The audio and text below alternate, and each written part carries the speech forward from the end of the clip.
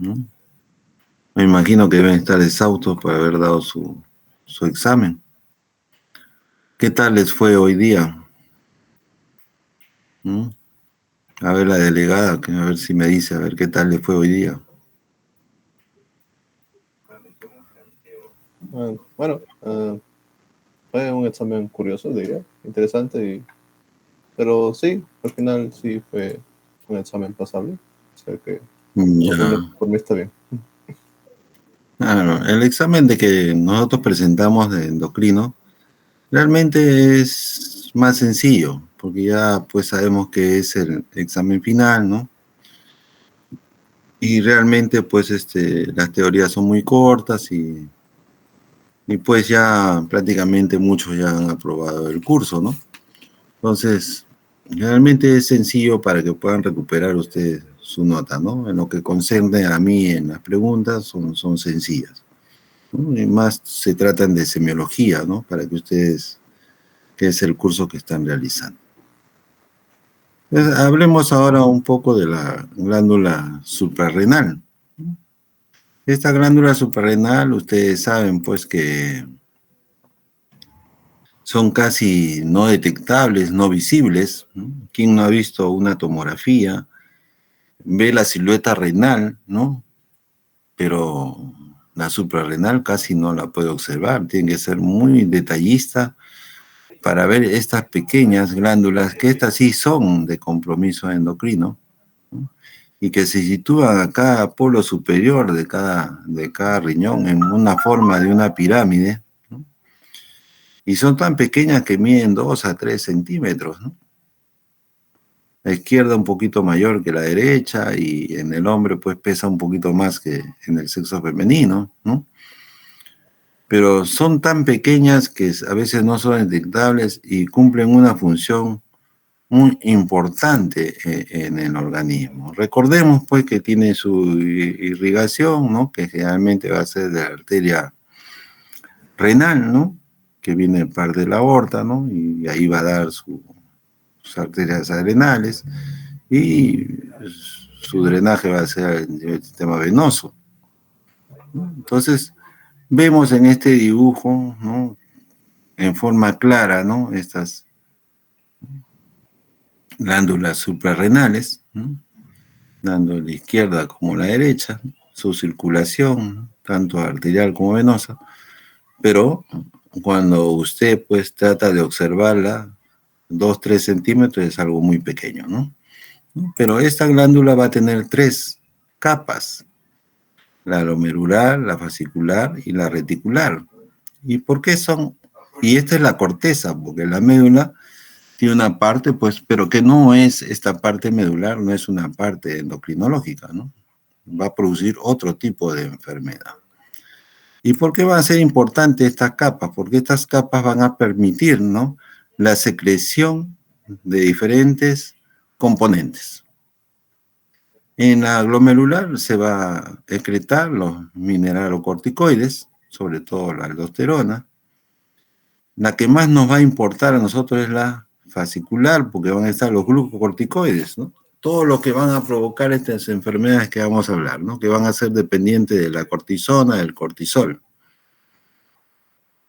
En la reticular, pues ciertas hormonas sexuales, ¿no? Y decíamos que en la médula, pues tenemos las catecolaminas, que van a estar asociadas, pues, a la elevación de la presión arterial y hacen inclusive presiones arteriales elevadas malignas, asociadas a la epinefrina, norepinefrina, que no es parte endocrinológica, ¿no? Pero que ustedes tienen que conocer porque hay un tumor que aparece ahí que es el feocromocitoma, ¿no? Entonces, para entender esto, tenemos que entender que la glándula suprarrenal va a depender de ciertos precursores que vienen a nivel de la neurohipófisis, ¿no? Y van a ir hasta la glándula suprarrenal y van a regresar nuevamente, ¿no? Entonces vamos a tener ciertos reguladores. Y estos reguladores, pues, tienen el CRH, que es la reguladora de la corticotropina, que como ustedes pueden ver, tiene bastantes aminoácidos, 41, dura solamente 26 minutos, está en el hipotálamo. van a potenciar su secreción, la ADH y la angiotensina 2, pero se va a inhibir con la oxitocina. Pero es una hormona que también es producida por la placenta, o sea, en el embarazo aumenta y en el parto aparecen estos niveles. En cambio, la ACTH, que es la que necesitamos, que es la más importante, la que va a producir asociada con el drenaje del cortisol a nivel de la suprarrenal, tiene pues 2 aminoácidos menos, 39, ¿no? Pero solo de ellos 13 son responsables de la actividad que se va a realizar. Y pues el ADN hipófisis donde se va a liberar, ¿no? Esto como medida de cultura nada más, porque ustedes pueden conocer, porque ya en fisiología o fisiopatología les han explicado esto, ¿no? También su vida media es corta, de 7 a 12 minutos, ¿no? Y no se está secretando todo el día, simplemente es esporádica su secreción, ¿no? La acción de la ACTH va a ser que se va a fijar a ciertos receptores de membrana, ¿no? Y que van a estar en la glándula córtico suprarrenal. Esta unión va a producir pues un aumento, ustedes ya lo saben, ¿no? De la AMP cíclico, que va a activar pues la adenilciclasa, y esto tiene relación con el P450, que va a ser responsable, ¿no? De la transformación del colesterol, ¿no? Un precursor, que es la pregnenolona, ¿no? De los glucocorticoides, ¿no? Esto ya lo han visto desde bioquímica. Me acuerdo de estudiante que esta era una de las preguntas que siempre se realizaba en este curso. La CTH, ¿no? También estimula la formación de esteroides. Y también va a haber una acción sobre los lípidos, que también va a ayudar a que se haga síntesis del colesterol. La tasa plasmática de STH va a presentar un ciclo circadiano, ¿no? Igual el cortisol, ¿no? Donde el pico máximo va a ser entre las 7 y las 9 de la mañana. Es por eso que estos pacientes, cuando se hacen dosaje de cortisol a STH, se les cita entre estas horas. Porque estas horas donde se va a excretar. Hemos dicho que su excreción es esporádica y aquí va a tener la actividad durante estas horas. Y aquí veamos qué es lo que pasa qué es lo que pasa, ¿no? A nivel, ¿no? Del eje hipotalámico, ¿no? Hipotálamo, hipófisis, suprarrenal. Hemos dicho que va a haber un estímulo, ¿no? En la neuro, claramente va a haber en la salida de la CRH, esto va a ir al hipófisis, va a eliminar el CTH y la suprarrenal va a eliminar el cortisol. Entonces va a producir este círculo, ¿no? Sí, vicioso.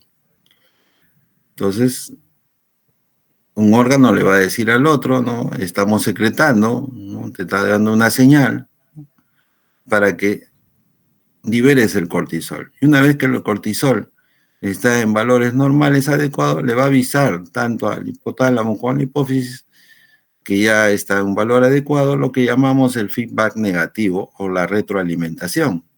Entonces, con esto se regula, ¿no? El ciclo. Y es parte importante porque con ello vamos a explicar qué es lo que pasa en los síndromes de hiper o hipofunción, ¿no? Suprarrenal. Usted sabe que el cortisol, ¿no? Basal, más o menos unos 10 picogramos por día, ¿no? Generalmente está unido a la transcortrina, ¿no? Generalmente el 10% de ello está libre. Y el valor plasmático, ya hemos dicho, en la mañana, entre las 7 y las 9 de la mañana, es de 6 a 23 microgramos por decilitro. Más o menos ustedes entiendan qué acciones van a tener los corticoides. Ingerir corticoides, como las personas que pues tienen un síndrome autoinmune, ¿no? Ustedes han dicho, pues, pacientes que sufren de lupus, de vasculitis, de artritis, reciben corticoides. Un asmático recibe corticoides. Entonces, estos corticoides con el tiempo va a producir alteraciones en el organismo. Porque el corticoide, si bien es cierto, es un antiinflamatorio, ¿no?, produce ciertos daños, porque va a actuar sobre las proteínas, acelera el catabolismo y inhibe la síntesis del ADN y ARN. Sobre los glúcidos aumenta la neoglucogénesis y hay lipólisis sobre los lípidos, ¿no?, y ácidos grasos libres también, ¿no? Entonces no es sencillo estar tomando estos medicamentos o tener una alteración que produzca esta enfermedad de aumento de salida de glucocorticoides. Porque ya hemos dicho y hemos mencionado, ¿no?, que en la clase anterior que tomar el corticoides pues, puede producir hiperglicemia, puede producir hiperinsulinemia, hiperlipidemia, ¿no?, redistribución de la grasa, aumento de peso, etc., ¿no? Incluso hasta destrucción ósea, ¿no? Y esto es lo que le está manifestando, ¿no? Va a haber tanto hiperfunción córticos suprarrenal. El hipercortisolismo es lo que nosotros conocemos como el Cushing, que vamos a hablar de ello, y la hipofunción, ¿no?, que tenemos pues a lo que es la enfermedad de Addison, ¿no? Hay otras patologías como la alteración de aldosterona y la médula, pues que no es parte endocrinológica, pues hay problemas de la presión arterial. Como reseña histórica, pues acá tienen la imagen de Cushing, que fue un gran estudioso, que se dio cuenta de estas personas que sufrían esta enfermedad, sobre todo del sexo femenino, y como le manifesté a algunos alumnos, pues se eran reclutadas por así como actos circenses, donde se presentaba pues a la mujer con fuerza, fuerzuda, ¿no?, porque tenía aspecto andrógeno, tenía barba, ¿no?, una corpulencia por una gran obesidad, ¿no?, sobre todo a nivel del abdomen, con gran caja torácica, una jiba.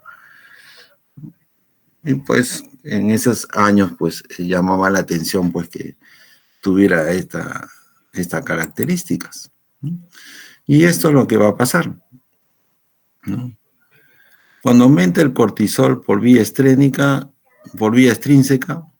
se le puso el nombre de iatrogénico. Por eso iatrogénico ya debe de quitarse porque realmente confunde a las personas y es como decir que es algo provocado, ¿no? Entonces eso sí nos puede traer problemas, inclusive problemas legales, ¿no? Entonces este término ya debe de cambiar, no debe usarse ya. Ahora se está hablando de exógeno, ¿no? Por ingesta, ¿no? ¿Qué puede pasar? En un caso, ¿no?, que haya un aumento de cortisol, porque la glándula suprarrenal sigue secretando, ¿no?, y le está diciendo al organismo que siga secretando cortisol, y no exista la ACTH. La otra característica es que haya bastante ACTH, ¿no?, y siga secretando ese cortisol. Entonces, existen dos características, una que sea primaria y otra que sea secundaria. En la primaria hay gran aumento de cortisol, ¿no?, pero no hay ACTH. En la secundaria, ¿no?, hay aumento de los dos, tanto de ACTH como cortisol. Entonces, ¿por qué? Porque la lesión, ¿dónde se está produciendo?, ¿no?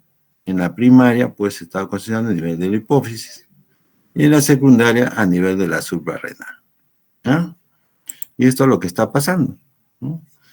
Uno, que sea, ¿no?, que yo esté dando glucocorticoides por vía externa, pues voy a aumentar el cortisol y no va a haber un freno. El otro es que se aumenta el ACTH y se sigue aumentando el cortisol, y la otra es que no exista ACTH, pero que sí se siga secretando el cortisol.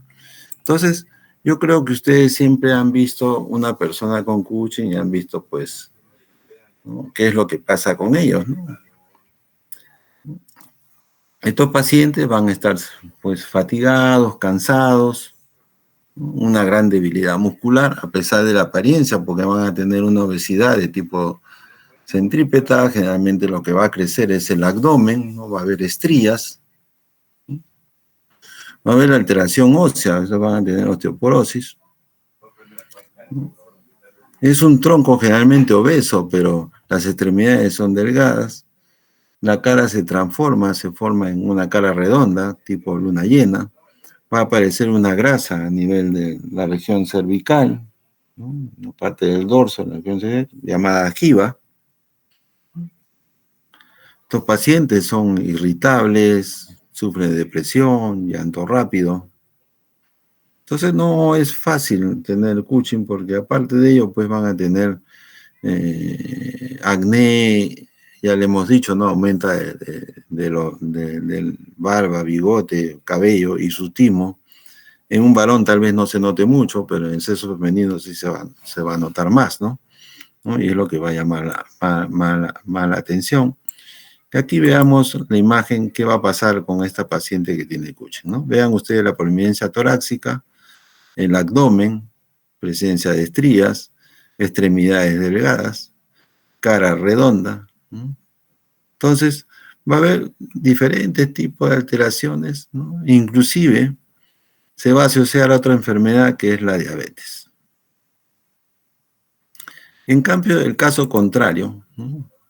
Que fue descrito por Addison, Addison pues no quiso ser médico, pero parece que tuvo una insistencia familiar, no era muy estudioso, ¿no? Pero a pesar de ello, pues se dio cuenta que habían pacientes que eran delgados, que estaban oscuros, estaban siempre comiendo sal, ¿no? Y al hacer, él es neurocirujano, ¿no?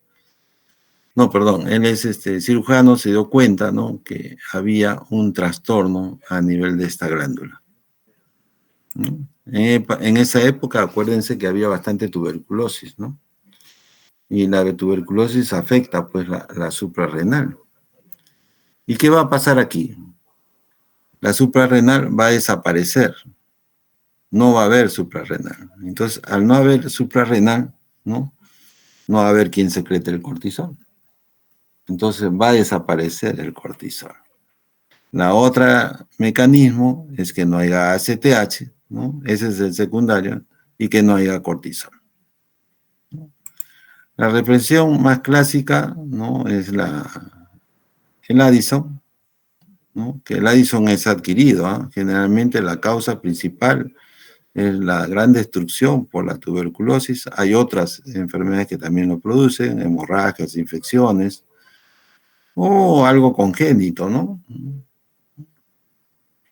Entonces hemos dicho aquí va a haber bastante ACTH, pero no va a haber cortisol, ¿no? En cambio, en este caso no va a haber los dos. Y generalmente es una enfermedad hipotalámica, ¿no? ¿Qué va a pasar con estos pacientes? Estos pacientes, ¿no? Ya hemos dicho que va a haber destrucción, ya están las causas aquí, ¿no? Primarias, secundarias, etcétera. Entonces vamos a ver qué va a pasar con estos pacientes. Van a pasar pacientes totalmente adelgazados, flacos, como ustedes, para que me puedan entender. La piel, sobre todo la que está en contacto con la luz, hay una fotosensibilidad, se vuelven oscuras. Las encías, ¿no? Se tornan totalmente oscuras. Y estos pacientes van a estar pues con una gran bajo de peso, una astenia, hacen hipotensión arterial, sobre todo ortostática, gran consumo de sal. Bueno, hay una apetencia por la sal, tienen diarreas, ¿no? Si es mujer, pues sexo femenino, va a tener amenorrea. Y pueden hacer hiponatremia, ¿no? Por la gran pérdida que existe, ¿no? Vean ustedes aquí la comparación entre la primaria y la secundaria. En la primera hay hiperpigmentación, en la secundaria no. En la primaria hay alteración del equilibrio, en la secundaria no. Entonces, En la primaria hay hipoglicemia y en la secundaria no. En la secundaria como que no hay mucha sintomatología de lo que estamos diciendo. Y vean qué es lo que pasa con las encías, ¿no? Totalmente oscuras, negras. Pero respeta, ¿no?, las líneas de las manos. Se van a formar más provenientes, ¿no? Miren las encías, pero miren lo que pasa en las palmas de las manos de un aviso. Como que las rayas se hacen más prominentes, ¿no? Entonces tengan ustedes presente pues qué es lo que pasa en el Cushing y qué es lo que pasa en el Addison, y si se les pone a un caso de ellos, pues ustedes ya lo puedan responder fácilmente, ¿no? En cambio, cuando hay problema de aldosterona, ¿no?, hablamos de aldosteronismo primario, generalmente por tumores benignos, como el síndrome de Cohn, ¿no?, o hiperaldosteronismo secundario, ¿no?, que hay un aumento de la renina. Pero ¿qué va a pasar con estos pacientes? Que van a ser hipertensos, van a tener edema, hipopotisemia, y por lo cuanto, por el potasio, van a tener debilidad muscular, ¿no? Las causas de hipoaldosteronismo, ¿no?, la deficiencia de aldosterona, pues lógico, ¿no?, por hipoaldosteronismo primario, o tal vez sea secundario, ¿no?, como en los problemas renales, y van a tener hiponatremia, hipotensión, ¿no? Parecido, usted me dice, doctor, ¿y qué diferencia hay entre ello y un Addison? Bueno, que no hay oscurecimiento de la piel, no hay apetencia por la sal, ¿no?, a pesar de que hacen hiponatremia, hipotensión, ¿no? Y esto para que de conocimiento nomás, porque esto no es una función endocrina, ¿no? Cuando se afecta la médula suprarrenal, ¿no?, existe un tumor, ¿no?, que se llama el feocromocitoma. El feocromocitoma no solamente puede estar en la médula, pueden haber otras zonas donde también se puedan presentar, ¿no? Pero la consecuencia es como haber aumento de la adrenalina, hemos dicho adrenalina, epinefrina, va a ser hipertensión arterial, pero esta hipertensión arterial es maligna muchas veces y que hay que operarlas, ¿no?, porque si no, no hay cómo controlar esta presión. Y por ende se va a alterar la fórmula y va a haber gran aumento del gasto cardíaco, ¿no? El paciente va a tener, por la misma elevación de la presión, cefaleas intensas, sudoración, ¿no?, y también podrían hacer hiperglicemia. Bueno, con ello he querido darle a ustedes un avance de estas dos patologías, ¿no? Y pues terminando aquí la clase, si hubiera alguna pregunta que ustedes quisieran realizar, o todo está ok, conforme, hablen ahora o ya. ¿Sí? ¿De acuerdo todos? Sí. Ok, yo sé que es tarde, ya es noche, muchos ya están con ganas de